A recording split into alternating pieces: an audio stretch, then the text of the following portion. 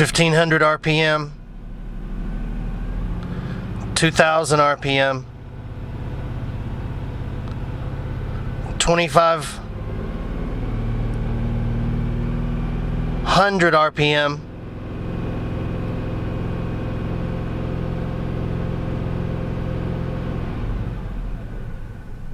idle. Not good. That is scary. Welcome back to Kevin's Trooper channel. This is the channel where we do all types of DIY projects for overlanding and off-roading. Yes, that oil pressure gauge is pretty scary jumping around like that, going almost to zero. The thing is, I don't know if it's the oil pressure sender has started to fail or if the oil pump is going bad in the engine. If you guys remember, about a year ago, I did change the oil pressure sender on the Trooper, and I did put a video out on that. Now, if you go back and look at that video, I want to warn you, it's not the best video in the world. I had just started YouTube at the time. I didn't even hold my phone the right direction. That was before I had a camera. So anyway, there is a video out on that, but I don't know if that oil pressure sender has failed or if now my actual oil pump is failing and that is my true oil pressure. If my true oil pressure is going all the way down to zero, then we're gonna have to put a new oil pump in this thing, and that's gonna be a major, major job. Possibly even an engine out job on this thing.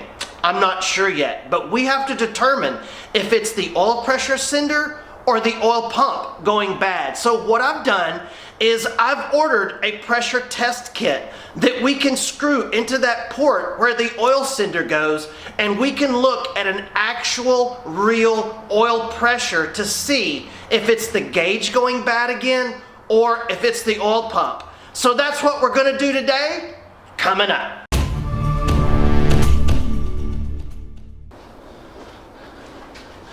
Well guys, listen, I was trying to show y'all my new t-shirt, but instead, it's cold out here. I gotta put a jacket on. You know, I'm in South Louisiana and it's about upper 40s. To us, that's absolutely freezing. I know some of you have, you know, below 0 degrees today, but in Louisiana, if it's like in the 40s, that's very cold to us. So we're gonna get this hooked up and see if it's the oil pressure gauge or the oil pump. And I gotta tell y'all, I'm really pretty worried about it. Now, as we open this box up, it comes with the O-rings and all of the different ports to join into several different vehicles. And they've even included this neat 90-degree connection in case you can't fit this into the room that you have in your engine bay. You can put this 90-degree connection onto it, like so. The only thing that it doesn't come with is directions. So let's get this thing hooked up and see if we have an oil pump problem or hopefully just a sender problem. Now here we are under the vehicle. This is the oil filter, and directly across from that is your oil pressure sender. Now right above that, that other sender controls the oil light on the dash. This is the one that controls the oil pressure gauge. So we're gonna be removing this and replacing it with our gauge and see what the actual pressure is. Now the first thing I'm gonna do is just unhook the wiring, like so. And then now that we have the wiring unhooked, the next thing we're gonna do is see if we can get this unscrewed. Just gonna tuck this out of the way here. And I may have to use a pair of pliers or something. There we go. And let's see.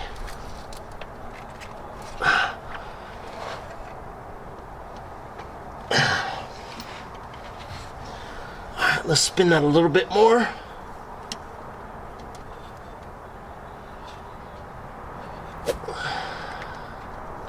Now, I'm going to have to try to get a wrench and wedge it up in here to catch this try to catch this nut in here. All right, I'm gonna see if I can take this stubby and get up in here and get this to unscrew.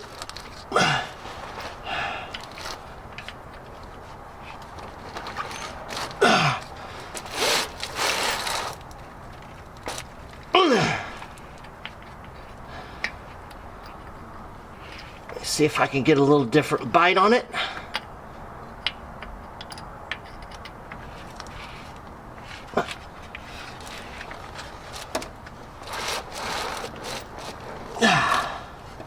Stubbies are great if you need to fit in somewhere.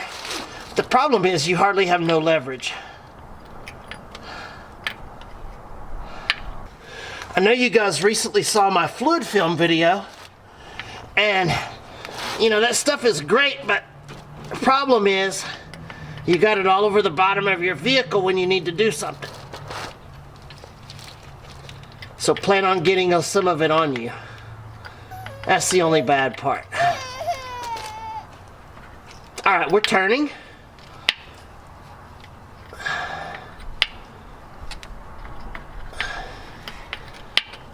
All right, now it's coming out.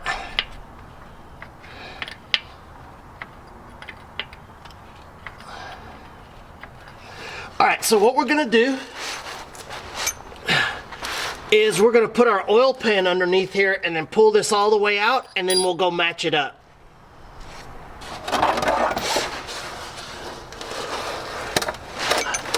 Try to do this without knocking my camera over.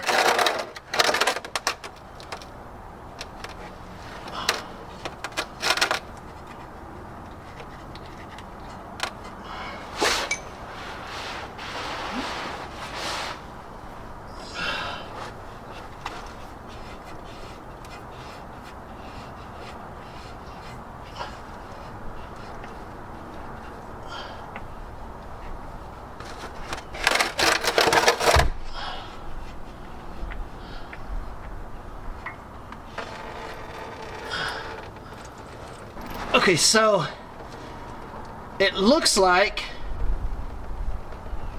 this number 6 is the one that it needs.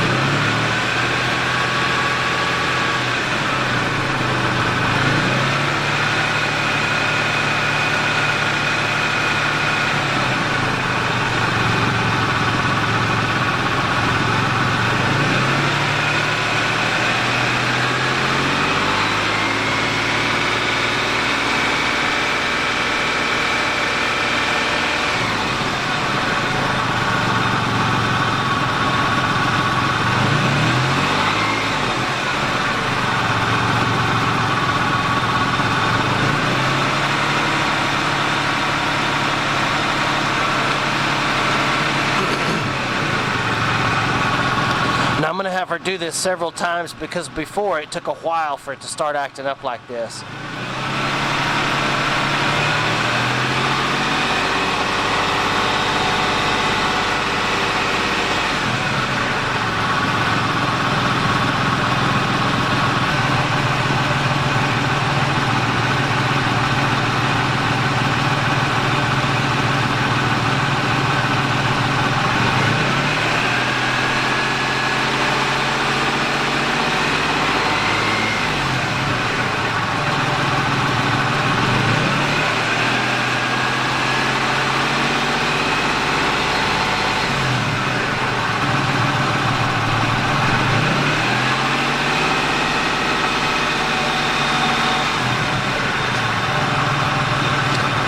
Just let it idle a second. Just let it idle.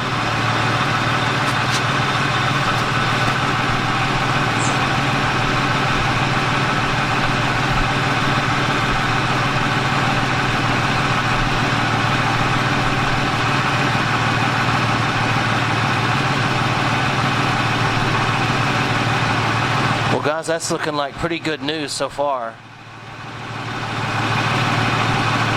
25 right there is as low as it's been. I have to look at the specs and see what it's supposed to be, but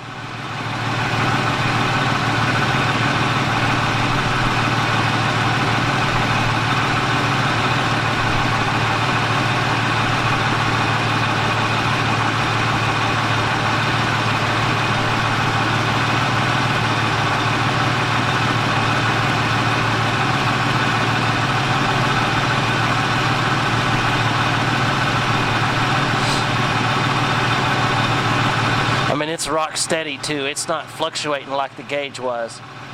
The Guage was all over the place.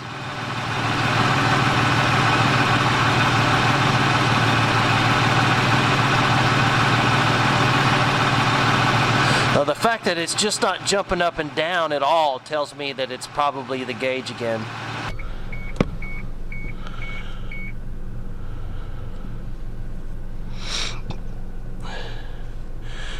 Alright, so we're back in. I've started it back up.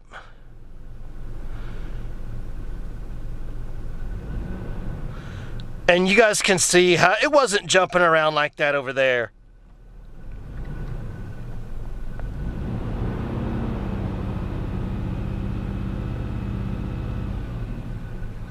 See, it's when I let off, it starts jumping around. It wasn't doing that on the Guage. It was rock steady. And then see, when I go to accelerate, it actually goes down. See, when I first hit the accelerator, see, it goes down, not up. And it wasn't doing that on the Guage, on the tester Guage.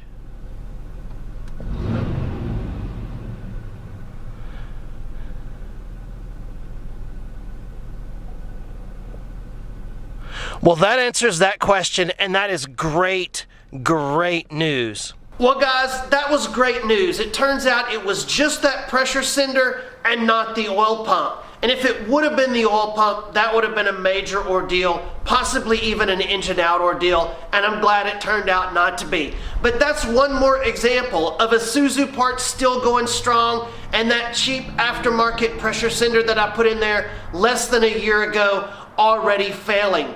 So I guess I'll have to look for another one. And that test kit that I got, I'm glad I bought that. That worked great as well.